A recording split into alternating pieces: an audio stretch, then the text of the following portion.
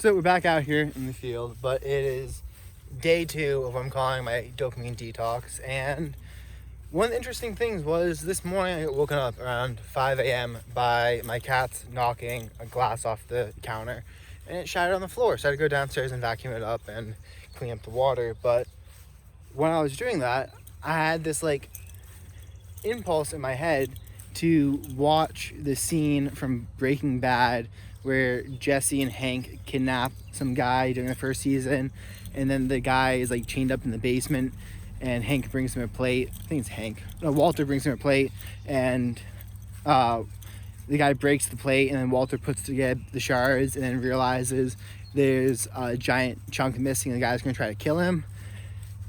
Anyways, if you haven't seen it, not really missing anything, but it was basically, now that I'm hyper paying attention to these impulses and making sure that I don't act upon them, I'm noticing them a lot more. And I find it interesting to kind of understand how they chain together. Because I know if I did watch that clip, then that clip would probably spark another clip from the series or from a different TV show that I then want to watch. And all of a sudden, I haven't been able to go back to bed, and I would just be back in a derp state of consuming content mindlessly. And I just think it's really interesting how my brain will I've watched so much TV in my life that my brain conjures up these similarities to it. It's like when people are talking about life experiences, or when they're talking about situations that have happened, I'm like, oh yeah, that's this one situation from this TV show. And even though it does somewhat fits the mold of what's going on in the conversation and gives me a way to better understand and to connect things in my brain. I mean, similarly, my brother and I were talking about the role attention plays with people and how important it is. I was talking about how there's a scene in the TV show Lucifer on Netflix where he's like, yeah, I was torturing this guy for 1,000 years, and then one day I forgot to show up, and the next day I went back, and the guy was like, Lord, please never leave me again. Am I not worthy of your time? Am I not worthy to be tortured by you? And I mean, it fit the context perfectly. We talked about it, and it's kind of like how the opposite of love isn't hate, it's disinterest. It's just the complete withdrawal of all attention. And I don't know, I'm not sure if it's useful or if I would have other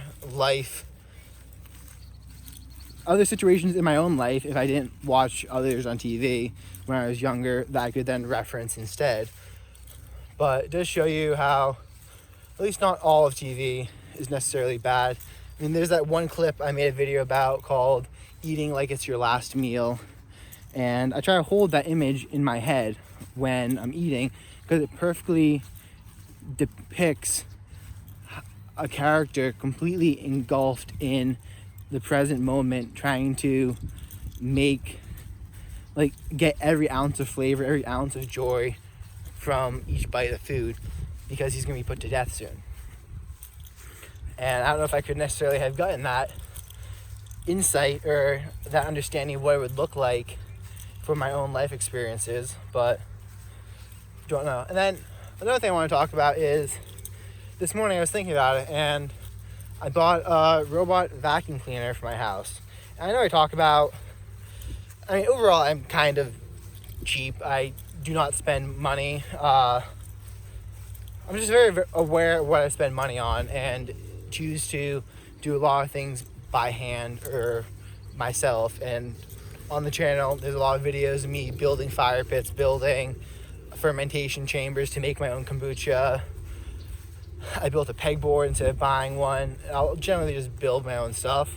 I also enjoy engaging with it in that way, but I was thinking about it and I ran the numbers. I'm like, say my downstairs takes me 15 minutes to vacuum, and it's not necessarily a good thing, but I'm kind of OCD. I notice dirt. I notice the little specks of dirt you see they just stand out to me. Give me a second, I need to switch arms. Currently, there we go. They kind of stand out to me, and I see them, and it's like, I don't know, when I was doing the lighting sales over winter, and I ran a Christmas light business, which I'll make a video talking about later on, but it's like after I did the business for long enough, and I put enough flyers into people's mailboxes, I kind of started paying attention to what people's mailboxes actually looked like, and I realized how little attention you actually pay to what, like, the functionality of a mailbox, what makes a good mailbox, how close it is to the street. And I was just aware of like all that stuff. I could drive by a Christmas light display and tell you exactly what type of bulb they're using, and it's just because I familiarized myself with it so much.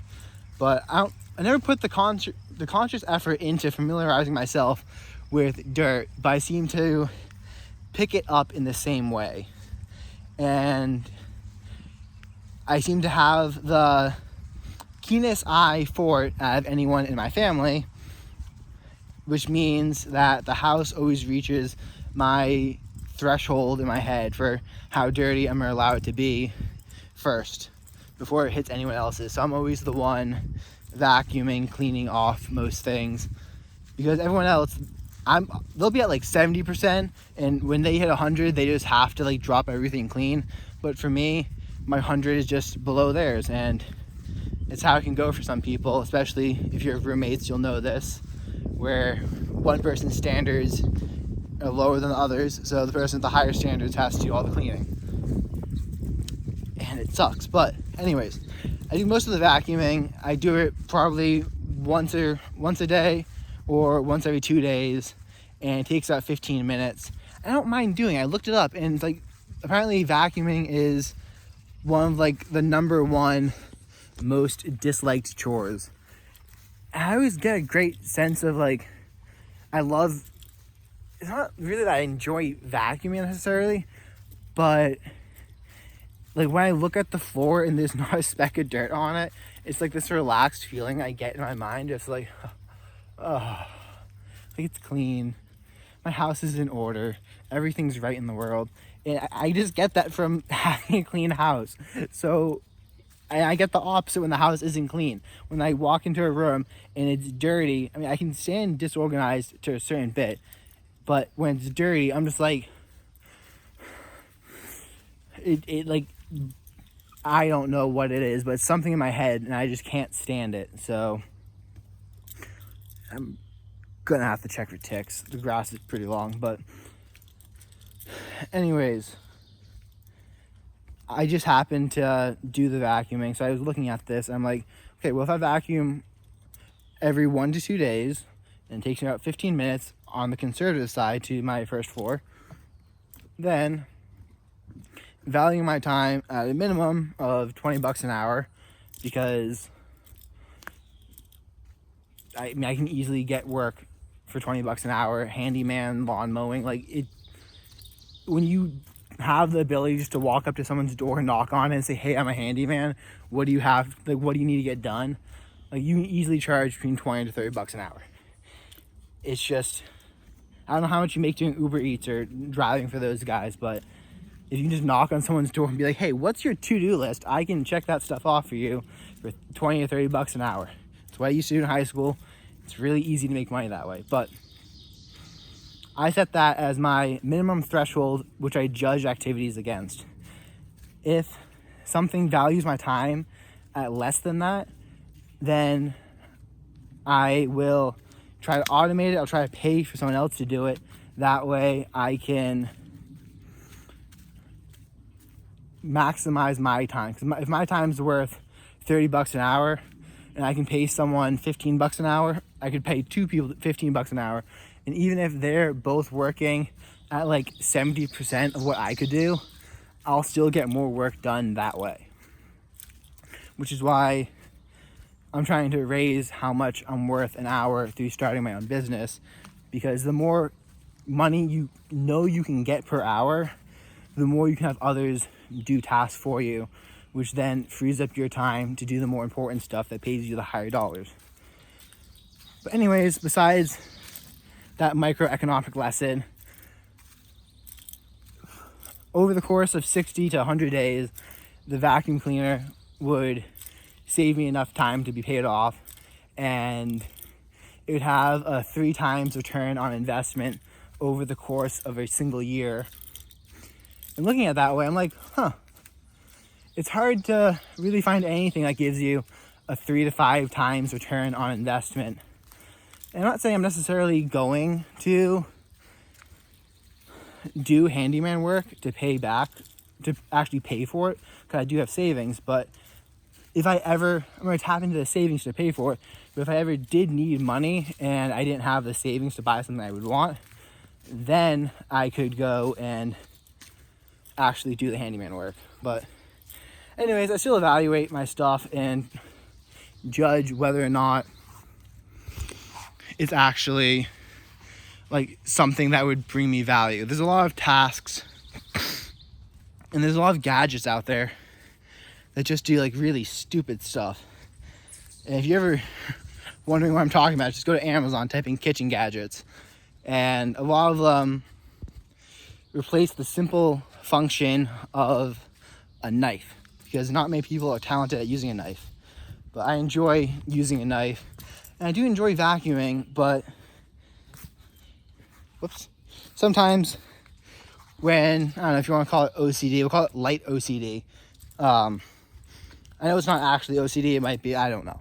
But my light OCD, I'll stop the task I'm doing at hand to work on it when I reach my threshold to dirtiness, which then takes my time away from what I'm actually working on in the moment.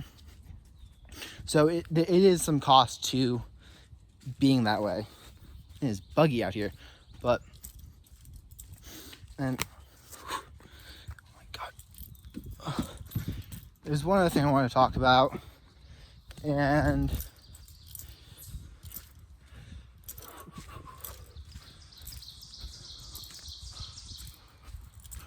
oh yeah, I'll probably make this into, so another thing I want to talk about is cutting down tasks on your to-do list and why it's so hard to actually properly eliminate tasks. But I already started talking about that in a video I half filmed yesterday in the car with my brother. So I will probably finish filming that once I get home from my walk, and then release that as tomorrow's video. But go check that one out. It's gonna have some great information in it, talking about why it's difficult to think, why it's difficult to actually eliminate your tasks, and what causes that resistance and potential ways to overcome it. But I'm getting eaten alive out here. At least they're trying to eat me alive out here, so I'm gonna walk slightly faster and try to book it back to my car. But anyways, enjoy life, get outside, go into nature. I don't know, wear long sleeves, be careful with bug spray. A lot of that stuff has bad chemicals, as you can tell. I have a sun hat on right now.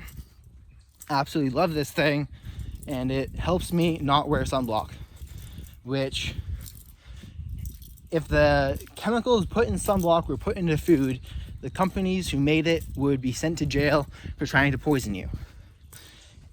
But the thing you have to remember is that your body can still absorb toxins through its skin, which is your largest organ. So putting that stuff on your skin is also bad for you. Anyways, not a doctor, do your own research, but try to avoid sunblock when possible and wear like a light synthetic shirt like this. Cotton's better, but synthetic's cheap. What else? Try to be more natural. Peace out.